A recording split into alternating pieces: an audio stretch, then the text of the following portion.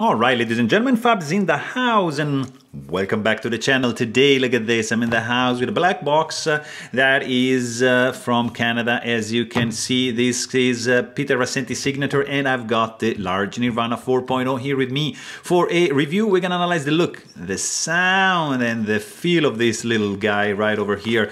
But hey, don't forget to like the video, don't forget to subscribe to the channel, and let me know in the comments what you guys think about this new iteration of this iconic blade. It comes with a black box with the Peter signature. It's magnetic, and in the inside you're gonna find some padding and some silica gel to avoid rusting and to attract humidity. But here we have this new iteration, Nirvana 4.0 in the large configuration. Let's quickly check the size. This is 3.5 inches for the cutting edge and 4.5 for the handle.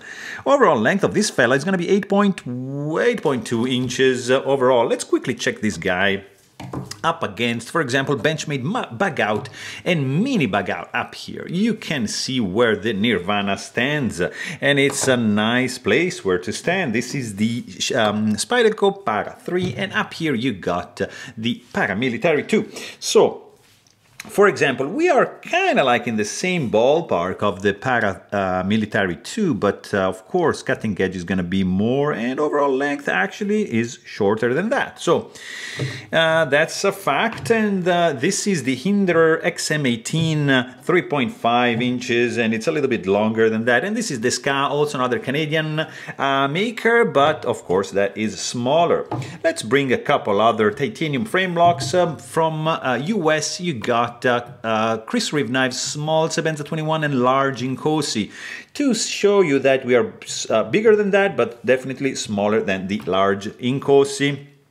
I want to show you another couple blades here. I've got the Jaeger Brian Brown knives, and I've got, look at that, of course, that's the Snafu 3.0, catching up with the versions of the Nirvana. This is the 4, of course, this is the 3, that's the newest iteration, that's the small, not Satori, small Snafu, sorry, from Custom Knife Factory. And down here, look at that, Tom Mayo Persian and Cobalt Custom SOG, to give you an idea of where this Peter Rassenti is at compared with these two big boys. Let me show you another couple.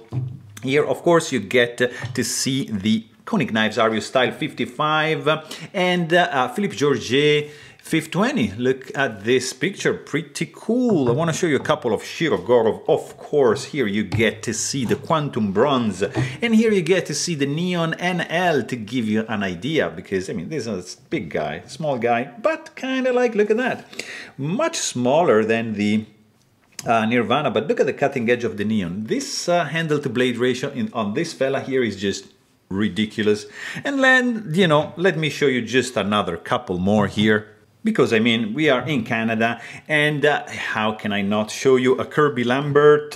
And look at this, we are in Canada, and I have to show you this guy, right? Because to complete the picture, actually, I really need to show you also this, because you want to see how's the handle with the holes, right? So here you have it.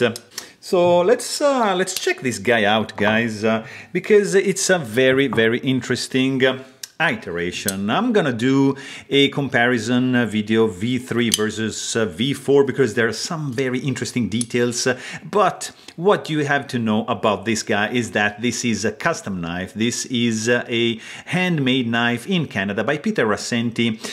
It's an integral titanium frame lock, and it's gonna run you around 1,500 bucks for a plain Jane version. And the sky is the limit with Peter. You can do some pretty crazy configurations. Like, for example, you can go full dress, like Mokutai handle and Damasteel blade and Mokutai clip. But that's another topic. Here you got something fantastically done, made in Canada by the man himself, and it's like one of the most iconic knife designs ever made. This is the Nirvana, and it's just like a fantastic blade shape, handle configuration. It's just gorgeous. Like, you can find this in the large size, which is this one, or the small, and it's basically like a shrunk version of this guy. So it's, I mean, this is a fantastic one, guys. Look at the work that went into here, like to expose a little bit more the lock bar, to give it more accessibility. Nicely done. Different milling areas over here. This area has changed. The heel also has changed. So that there's a lot of things going on new on the handle. A little bit more subtle improvements on the blade, which still is just like one of the most, like the sexiest the profiles in the industry, in my opinion. I mean, but still pretty good. But by the way, you get a titanium stone wash handle with some nice chamfering going on the inside, a little bit going on, not too much on the inside, no internal skeletonization, of course. You do get some basically like 2D milling. You get a nice finger groove for the look at this. You can do that, or you can do a little bit more advanced and use this area here like so, and this guy's gonna come here and boom, jimping, absolutely phenomenal. Really cool finger grooves. Of course, being an integral, there's no backspacer, no lanyard hole option.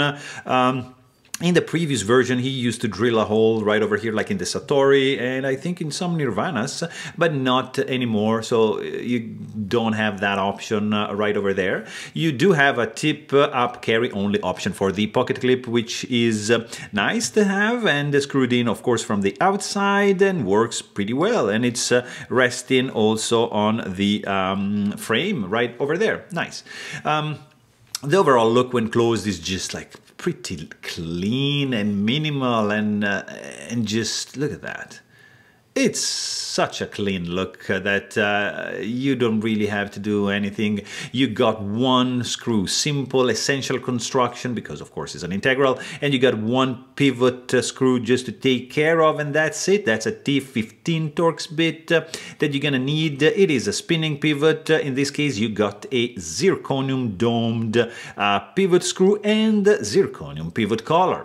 So I was saying super easy to disassemble. It's gonna take probably 5 minutes to take this guy apart and get it cleaned. You do not have any stainless steel lock face insert. He's not doing it like Custom Knife Factory is doing it, like in this way, like with a kind of like dovetail insert for the production. But Peter's still not doing insert as of 2021. Maybe in the future. But I never had any of his knives with any lock stick, so that means that the geometry is pretty good to go. You do get a ceramic detent ball. There's no detent ball ramp, but it's the hard step. It's not that bad, so it's pretty good. Of course, you have guys. Check this out. Check this blade shape. Is just aggressive, a little bit of like thumb ramp kind of deal going on, aggressive jimping, 100% going on, and the swedge, as you can see, starts like from way back and then sweeps down up to the tip of this drop point blade, super ground by hand. Stone washed, and look at this belly, like probably 40% belly, straight edge up to the sharpening choil, not really a finger choil, hollow grind, stone washed, finished CPM 154 steel, spidey hole going on over here. Nothing going on the blade, absolutely sterile looking, super symmetrical grind, nicely done. Look at the thinness behind the edge. This jimping is like absolutely like strong. This is effective 100%. And let's quickly check the stock thickness, testing at 0.135 inches, and behind the edge this fella is thin, 0.011. So this is definitely a slicer. Nice hollow grind going on over here.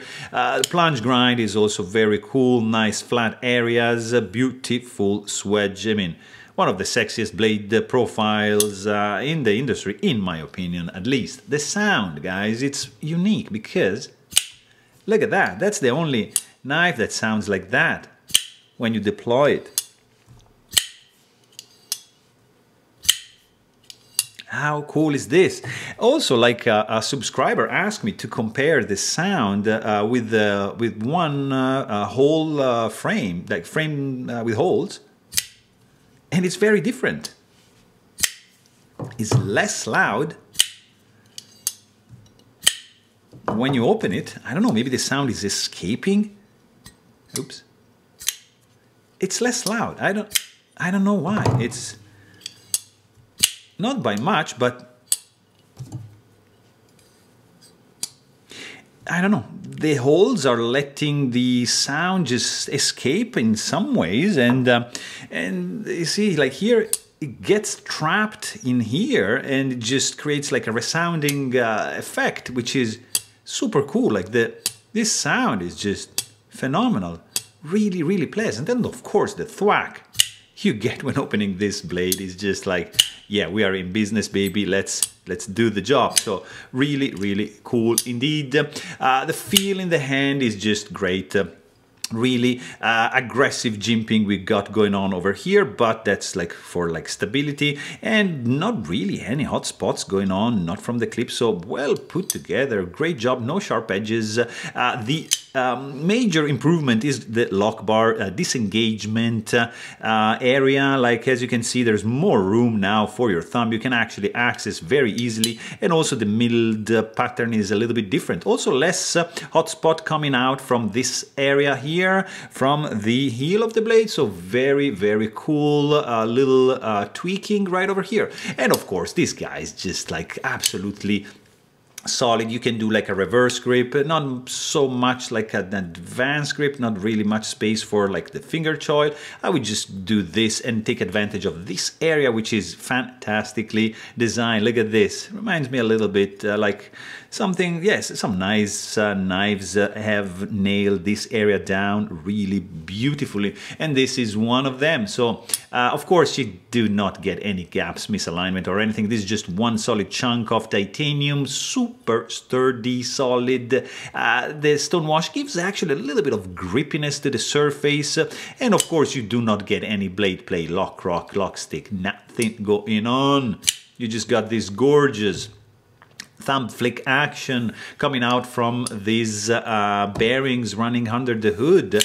Really, really cool indeed. Deployment is very, very satisfactory. You can just easily do like a spidey flick, a thumb flick. You can just have a lot of fun. Nice fidget factor with this fella.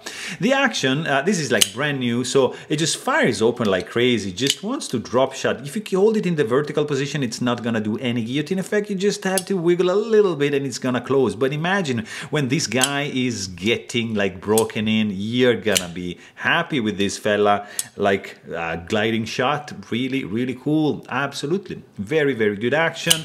Detent is perfectly dialed in, nice tuned detent as well. It's on the strong side, but I like it. I mean, overall, this is a gorgeous knife. I always love the Nirvana. It's not a secret, and this is a very, very cool iteration with some nice tweakings to elevate this iconic model even more to the status of a fantastic one, for sure. So there you have it. Hope you guys enjoyed this video, and thanks for watching. Stay tuned.